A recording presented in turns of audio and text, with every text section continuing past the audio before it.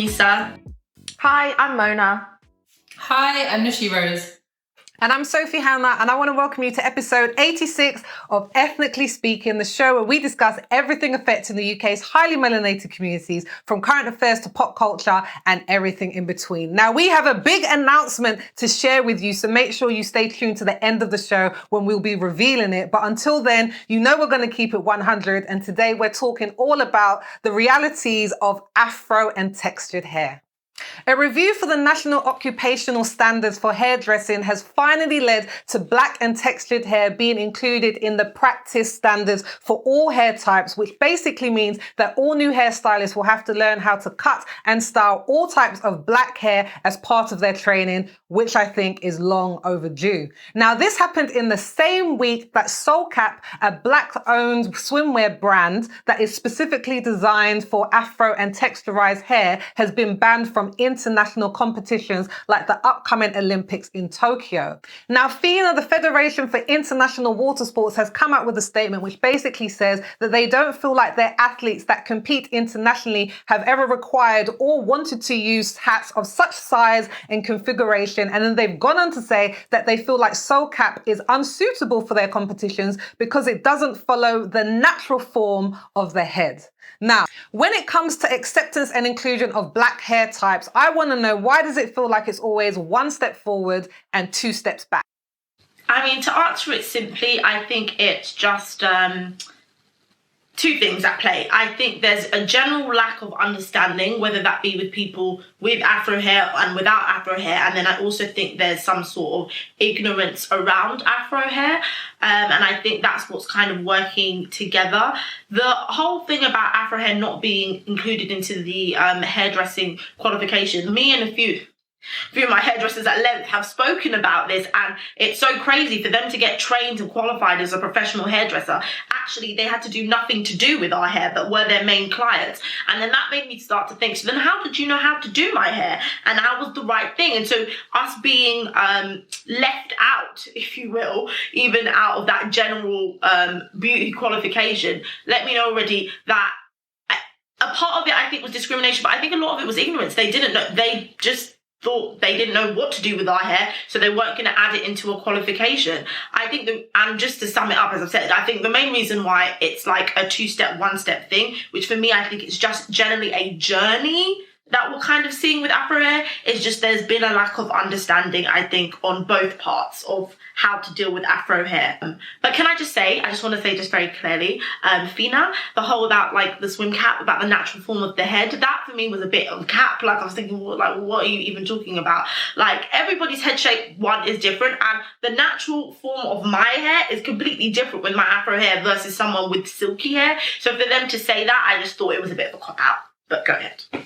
I completely agree. I definitely think that comment really rubbed me up the wrong way, because saying that it goes against the natural head shape, I'm like, you have to be so careful in your language and what you are saying. So are you basically trying to imply that Afro hair is abnormal in comparison to people who don't have Afro hair? Like, because at the end of the day, what you say doesn't have to be explicit. People can read in between the lines and try to like, kind of like infer what you're trying to say. Do you know what I mean?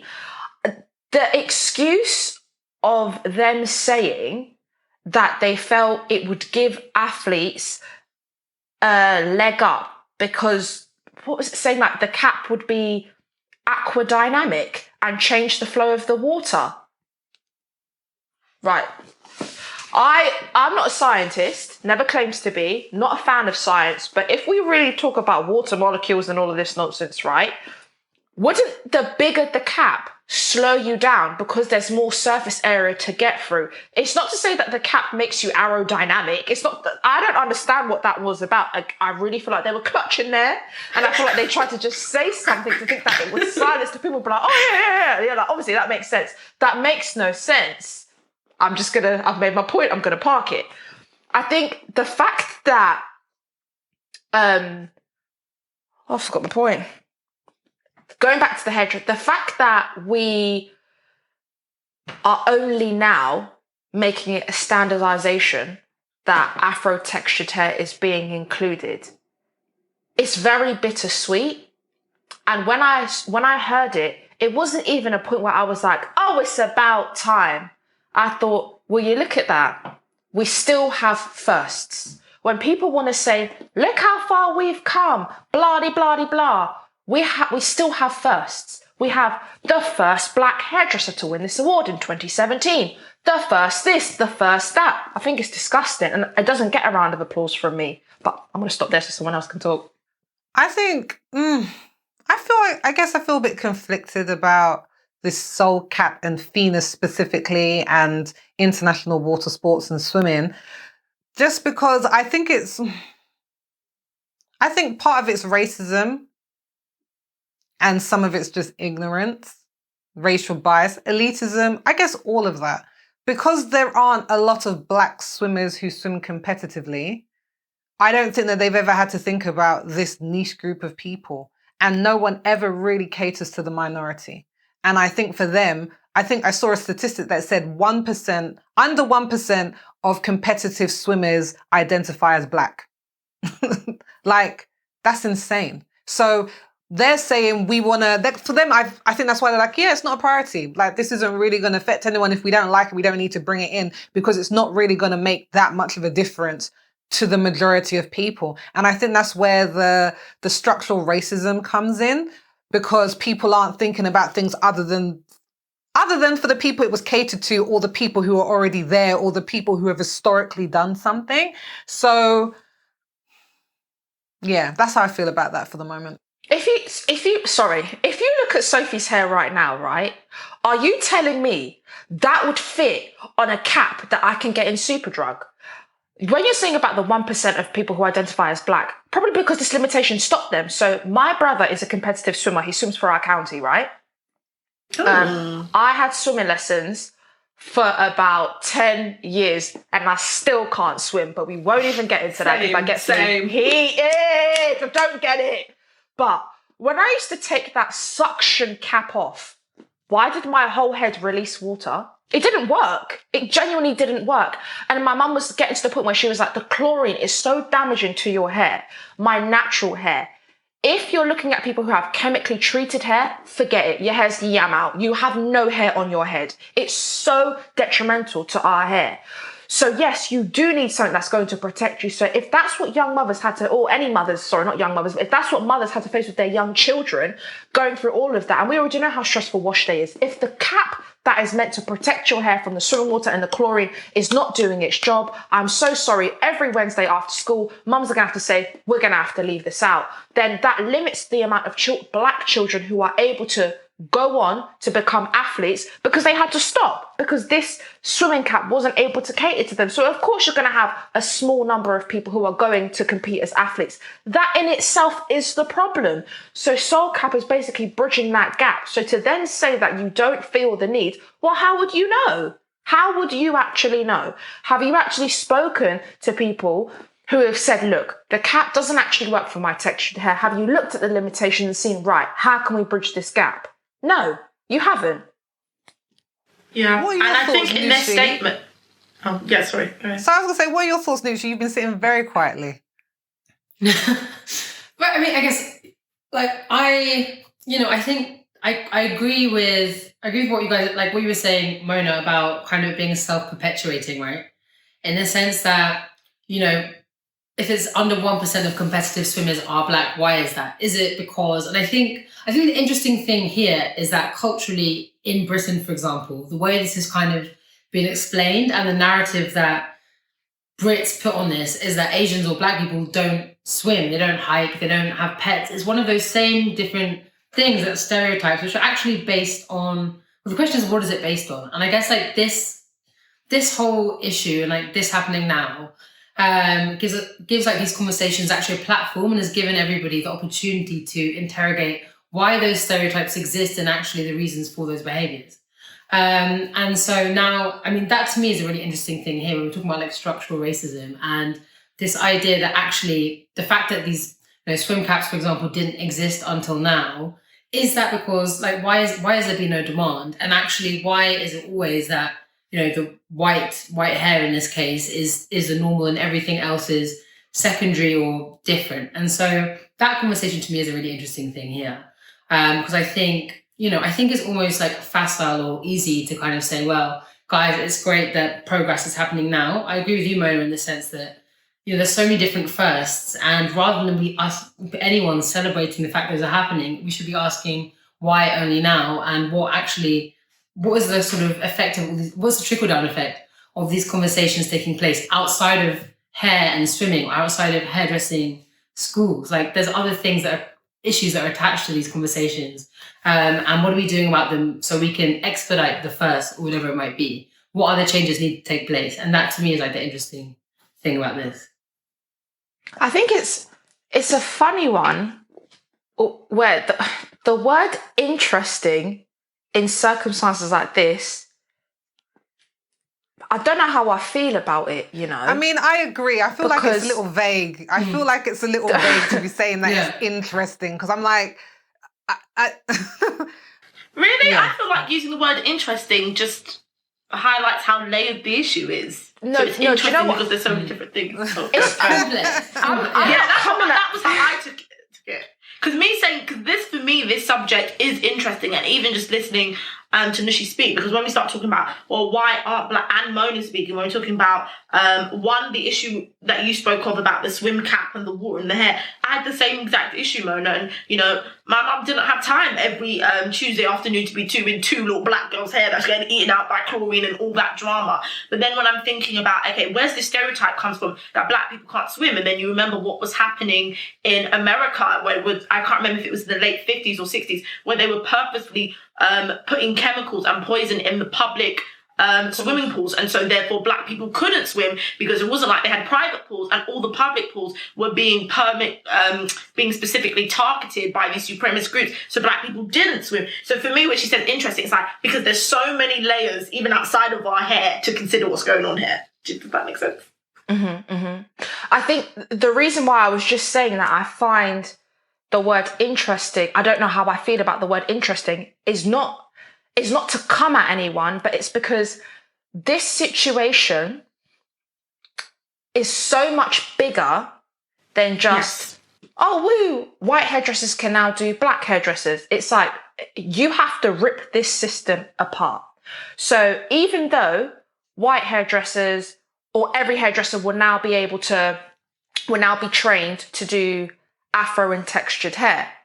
Okay, cool. So if we're going to make a big stance like this, right, let's come for everyone. So Tresemme, I have a problem with you. Dove, I have a problem with you. John Frieda, I have a problem with you. I have a problem with you because when I watch your adverts and you put this person and you're saying, do you have wild, unmanageable, curly, frizzy, untamed hair?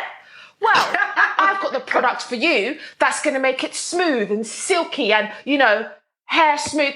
Even if you have a white woman as the face and she's got this frizzy hair, that's my hair though. That's my natural state of my hair. So for you to take that as the negative and you're going to spin it into the positive, you're depicting my hair as problematic always. And this stems into every walk of life. Now, to walk into the hairdressers and go to a professional, I've just asked them questions. I bought a hair dye and I wanted to know what percentage of peroxide I should use, because you get the dye and then you get the peroxide. I didn't get the box one, and I went in and I said, excuse me, I'm looking to get the dye and the peroxide. What percentage will cover grey? Because I got one grey on my head and I ain't happy about that. Him. Oh, it might be a bit different for your hair. Hair's hair though. I'm not talking about hair texture. I'm talking about what will cover the grey. That's a very generic question. I'm not stupid. I'm not asking about texture. I went to 4 hairdressers and none of them could answer me. I went to the ones that was closest to me because it was just a generic question. I don't see why I need to sit on Google and Google for half an hour with the closest Black hairdresser to me. The fact that I'm being declined a service because of the texture of my hair, which is linked to the colour of my skin, I think it's racist. I genuinely think it's racist. And the fact that I have to go out now and specifically find someone that caters to my hair, I think that's disgusting. I really do. And if you get Black hairdressers who say that they don't feel comfortable to do braids on European hair because of cultural appropriation, you see the backlash that you'll get on social media.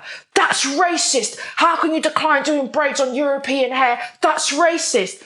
not taking cultural appropriation into the consideration. So it's seen as reverse racism when it's the other way around. But when this is my daily life that I live day in, day out, that's not racist. And I'm expected to clap and feel celebrated at the fact that now everyone's going to be trained to do my hair. But it doesn't eradicate the problem. Well, I was going to say, something that I really thought about is, would I want to go to these white trained hairdressers once they know how to do my hair? Because my family is obsessed with hair. We are obsessed with hair, as many black women are. I'm going to say that. Our hair is very important to us. It's a very important part of our identities. I like the variety that I can do with hair. I think that personally, black hair is just the most versatile hair type that there is. You find no other hair where you were able to do so many different things with it. And yeah, I love that. But do we think that we're going to see a problem, like 10, 20 years down the line, if every hairstylist is trained to do our hair? Are we then going to see people then not go into black hairdressers, or people seeing like there's a niche market now to attract, black people, because we spend the most on hair, right? In terms of it's $1 billion industries, the amount of money that black women spend on their hair. And there is a market there. And if you start to now cater to that, it's going to be like, are we still going to support the black businesses and the black hairdressers? Me personally, I would, because I don't know how comfortable I'd feel to go to somebody who, hasn't. In fact, no, there are white hairdressers. I used to go to a woman who was Cyprian. Like, I'd go to the black people in the store, but when they weren't free, I'd go to her and she was Cyprian and she knew how to do Afro hair, but her husband was black. She had mixed race children and she had specifically trained in how to do Afro hair and Afro textures. But I'm very picky when it comes to hairdressers. Just because you're newly trained and you tell me you can do my hair doesn't mean that I'm going to let you. I don't let the interns do it. I don't let the newly qualified do it. I'm not that person, because I'm like, my hair's very important. And if you mess up my hair, the only thing that I can do is wait for my hair to grow so it can be corrected. So they can be trained. It doesn't mean that I'm going to go, honestly. Okay, so I've been to a white hairdresser before, and not like Cypriot, like she was from Poland, very small little white lady, bleach blonde hair. And do you know what? Yes, I think basically what happened was, I'd heard of this great salon and blah, blah, blah, they had great reviews. So I didn't actually know that the hairdresser that I had booked was white. I actually had no clue. I turned up and then I only saw white women in the salon. I was thinking, what is going on here? And I was thinking like, oh my gosh, like what have I got myself into? So I've got to sit in the seat and I'm thinking to myself, I just don't know. And then I was like, and then so then I asked her, like, oh, is this something you do all the time? And she was like, yes, I trained in Afro hair. And she was like, the lady who owns the salon, who's also white, she's like, she trained in Afro hair as well. And so we do all types of hair. So she was like, I've got lots of black clients. If you want to see like my portfolio and blah, blah, blah, to make you feel more comfortable. And I did. I said, well, let me see, because they know we're not just going to be like, take the scissors and have a go. I'm going to be like, you need to, can I get a phone call? Can I get a review? Can I get something, please?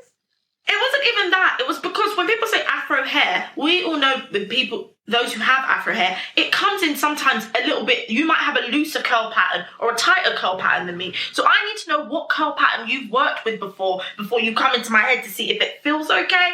Anyway, the pictures were sufficient, and so therefore I let her go ahead. So I, went through the whole process. Everything was fine. And you know what? My hair didn't drop out. She didn't rip it out. No, there was no issue. My hair was actually perfectly fine. I went in for a treatment, a wash, and a trim, and it was perfectly fine. Did my hair have the usual bounce that it usually does? No, it didn't. But apart from that, the hair itself was completely fine. So for me, I'm not opposed to people being trained in Afro hair, and I wasn't even specifically thinking about, which obviously makes sense, non-black people getting that qualification as well. I was just thinking for all my black hairdressers who want to get professionally trained, they now have that qualification to say, yes, I do European Afro. You can see their certification across the board, and that was what I was happy for them.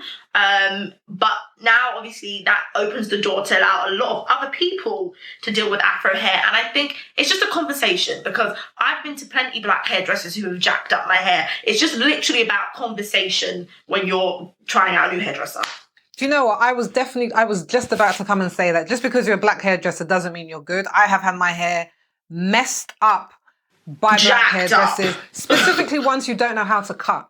There was a period, we're in the period of the wig now. Like, people are migrating over to the wigs. Before that was the period of the weave that lasted a good few decades. And there were a lot of black hairdressers who knew how to do a weave, but they didn't know how to do anything else. So I always had a problem because I had short hair and they didn't know how to cut. They didn't know how to cut or put layers into it, and they could cut it into a style. But then when I washed it... Because they weren't trained to do it, Exactly, Sophie. they weren't. But the thing is, I've had my best black hairdresser, she was trained in Afro hair. She went and sought out, and she went to a black college and learned. This was a hairdresser went to. Everybody was trained in it because they went and sought out the qualifications. And because they were trained in Afro hair, they were also trained in European hair as well. Because they're like, when they trained you in Afro hair, they train you in everything. Because for black hairdressers, like, we have to be versatile. And it's now nice to see that there is hopefully going to be that versatility on the other end. But yeah, you have to be I'm very choosy about who does my hair now. I'm very, very choosy. Oh, yes. Nushi, would you feel that if you went to a black hairdresser, have you ever been to a black hairdresser? And if you have, or even if you haven't, have you ever had the questions of, I wonder if she could cater to my hair type? So I've never, I guess it's one luxury, right, that I have. I've never had to, which is also why I'm kind of more, not more interested in hearing what you guys have to say, because my experience has always been, it's been very easy. And I have had black hairdressers, I've had European hairdressers, I've had also a number of hairdressers in hijabs, which, you never really know what their hair is like, but, they've always been great too. And so to me, look, I'm a bad example of this because, as I say, I think my hair is relatively easy to cut. As in the sense that, the fact, as we were saying, there is this complete racism about hair, which is, I have pretty Asian/European hair. So it's not something I've ever had to worry about. And the way I choose my hairdresser is literally who's available and who's cheap. My thing when I go to a hairdresser, I literally, when I was younger, I used to, until a few years ago, I used to just go to hairdressing schools. And they were pretty much the only place I ever got my hair cut. Yeah. They're cheap as hell. Why were you there? They're cheap as hell. Oh, really? £10.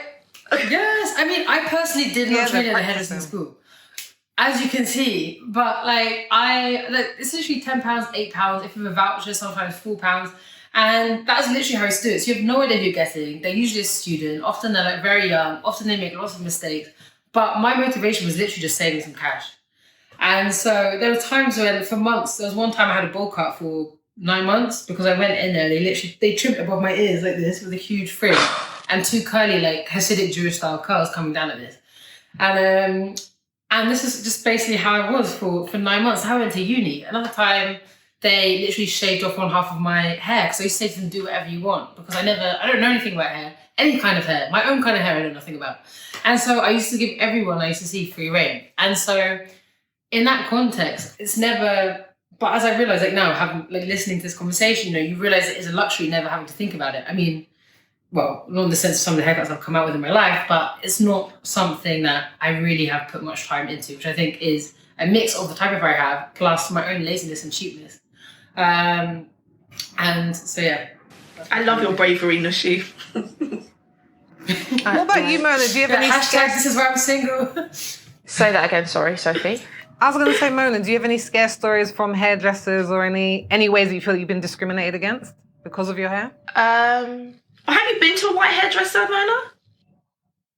No, I haven't been to a white hairdresser. I haven't been to many hairdressers. Can I just say, I've walked into white hairdressers before, and this is not to get my hair done, just for a piece of information, maybe I'm lost, blah, blah, blah. And the amount of times I've done it and the women look at me in fear, literally you see the look in their eyes, they're like, oh gosh, they're afraid that they're going to have the conversation of, I don't know if anyone has ever seen that before, but I find it really funny because I'm like, don't worry, I haven't come in here to get my hair done. I saw from the window, the clientele. You don't need to sweat that, but I guess that's a form of discrimination, but that just makes me laugh. But hopefully that will now not be happening because of this new standard that has come in. But yeah, go ahead, Mona. No, so I would say no. I haven't had a white hairdresser do my hair. I'm not against it. I remember when there was like the diva cut and the curly cut was all in, and I was googling like really good London hairdressers. Quite a few of them were white, and I wasn't opposed to going to them. It was just bloody expensive, and I was like, "Whew, I need to build up the stamina to be able to part with that type of money." But in my household, I have a lot of hair. I have long, big hair. Well, I've chopped it off now, but I did, and coming from a family, my mum's side of Middle Eastern women, they don't have a big curly hair. They don't know what to do. So I had my mum's friends whispering in her ear, maybe you should perm her hair. I had a perm at a really young age. Loads of like trial and errors. Do you know what I mean? I had a nan who wore a hijab and she'd do a little braid here, braid. I mean, What's going we've on? had the pass the parcel. I've been the pass the parcel to try and see what's going on. And I can't braid. I can't braid to save my life. I can't do hair. Actually, I don't know how to do hair whatsoever. You can see I've got a wrap on today. So that's funny. But in terms of treatment in like a beauty salon, 100% have I faced discrimination. I mean, I've gone in for laser hair removal treatments. They don't do it for black skin. The lasers don't really cater. Some of my mates who have gone on like spray tans and stuff, I've tagged along, but like, oh, what's this about? They don't cater. They don't do it for my skin color. And I thought that's a bit funny because one of my friends was a PT and she was also transitioning to being a bodybuilder. And she went for a spray tan. And I remember asking, I said, so what? Black bodybuilders, they don't get to have a spray tan, no? And it was like everyone was looking around like really uncomfortable. And I was thinking, I don't understand. If you're getting a spray tan to get like a more even skin color, you know, not always just to be like 10 shades darker, you're telling me that you don't go in a darker shade. I found that quite funny. It's just like a list of things that we all know where it's like SPF. They're only now recently coming out of SPFs that don't leave that blue cast on your face. And there was a misconception that SPF was only for white people, like black people didn't need it. So there's loads of things in the beauty industry where I feel like black women are always at the bottom of the pile. And because we have the darkest skin tone, even if you're thinking about people who are from the mixed race community or from the Asian community, our tone is the darkest. So it's always going to be a bit harder when you get down to that end of the spectrum, because it's like if white beauty is seen as the standard, to stretch it to such opposites, it's really hard because anything in the middle is what you could class as being the palatable ethnic. Do you know what I mean? So yes. Even if someone is trained in doing Afro textured hair, do I think that they understand the depth? I mean, it poses the question, do you think that people have to share the same ethnic background in order to be knowledgeable? To a certain extent, I might want to say yes, you know? And the reason I'm saying that is because black hair is completely different. If you're talking about curl pattern, porosity, temperature, and what you could, even we in ourselves, we're so undereducated when it comes to our own hair, let alone trying to share that knowledge to someone who doesn't even share our texture. I think it's really hard. It's a really hard one for me to comment on, you know? What do you think about that question, if someone has to share the same ethnic background as you to be able to like have the knowledge to do your hair? No, I don't think that they do. Like I said, I went to a woman who like didn't share my ethnic background, and she was really, really good at hair, really good at colouring. Really good at colouring hair. And yeah, I don't think that they do. Yeah, I agree. I think it's like a really dangerous line, right? When you start saying that people need to have the same ethnic background. And I guess the question is, why would some people say that yes, you do have to share that same ethnic background? And it's basically what you're saying, Mona, it's that thing where, you know, you're like, even the like terms and stuff you're using to describe black hair are about it being complicated or complex or all those different types of things. But that's the whole point of having a qualification, right? Like, it's supposed to be a skilled thing. It's not supposed to be straightforward. It's supposed to, when you get that qualification, there's, you know, you've learned something, however difficult it is. And so I don't think it should matter. If you have that as standardized thing, actually, it doesn't matter who you are, where you come from, what color your skin is, or what type of hair you have. Like, you are trained in that hair or in that whatever it might be. So yeah, whatever your personal background is. But if we look at professionals, right, outside of the beauty industry who are trained in their field, let's take, for example, mental health practitioners, right? They're trained in their field, mental health across the board. You still see huge figures of disparity between different communities, right? And stereotypes play a massive influence. So the fact that, let's say, Black people, I think it's like, are 3 times more likely to be diagnosed with schizophrenia than any other race. And that's not to say that they have tendencies that link more towards schizophrenia. Sometimes it could be misconception. It could be cultural incompetence. Even though they're trained in that area, it doesn't mask those certain situations. And I think it can be exactly the same thing for hair. So I'm not saying that you have to come from the same ethnic background to be able to successfully carry out the role. But I think coming from a different background, there is a lot of gaps that are harder to bridge. And just because you have a training qualification, it doesn't mean that those gaps are going to be bridged. Does that make sense? Yeah, Mona, I completely understand. Because for me, it's like, it's just that if you're coming from the same background, for example, Black person, they'd have a slight advantage just in the reality of they would have had more experience with it, in complete difference to someone who has never dealt with Afro hair. Now they have that qualification. Unfortunately, they're starting a little bit on the back foot on that one because they just haven't had the experience or that exposure to Afro hair. So I could understand why people might be slightly more inclined to someone who has dealt with Afro hair longer than someone who hasn't. Absolutely. And I think what people need to understand as well is even though people are learning to train with Afro and textured hair, in our society, it's a lot about the negatives that you have to unlearn in your head, these stereotypes that have been linked towards Black hair, the language that we use to describe it, and unlearning can be just as hard as learning something you've never learned before. And I was going to say as well, even though I think someone from a different ethnic background can do it, I think there's a lived experience that comes with anything that might be linked to your culture, that might give you, I guess, a further up. Like if you're a Black hairdresser, you have more inclination to probably stay on top of the top brands, the top hair serums, the top this, the top that, the top heat products, because it not only affects your client, it affects you. And I think that's why I would translate it to food. Like Jamie Oliver can say he can cook Caribbean food and this, that, and the other, or he can say he can make jollof, but am I going to trust it like somebody? Am I going to trust a Caribbean person to cook me jollof in the same way as someone from the continent of Africa? No, I'm not. Because I'm like, this is something that is linked to, like, there's a deeper resonance with it. So that's where I stand. But we have come to the end of the episode. Thank you for watching and listening to Ethnically Speaking. But help us to keep the conversation going. We want to know, do you feel like you've ever been discriminated against because of your hair? Let us know your answers down below in the comments. And if you want a summary of everything we've talked about today, head on over to unitedmelaningroup.com/ES086. The link will be in the description. And as I promised at the top of the show, the big announcement is that this is the very last episode of Ethnically Speaking, Season 1. After a year of filming remotely because of the pandemic, we will finally be moving to IRL, in real life filming, for Season 2. You do not want to miss this drop, so make sure you're following us on all socials and that you're subscribed to our YouTube channel and that you hit the notification bell so you know when we're back on your screens. Now, Shakespeare said, "Parting is such sweet sorrow." You might miss us during the break, so make sure you catch up on all episodes right here. And for the last time in Season 1, I'm going to say, make sure you wear your mask, wash your hands, keep your distance, and stay safe until we see you again.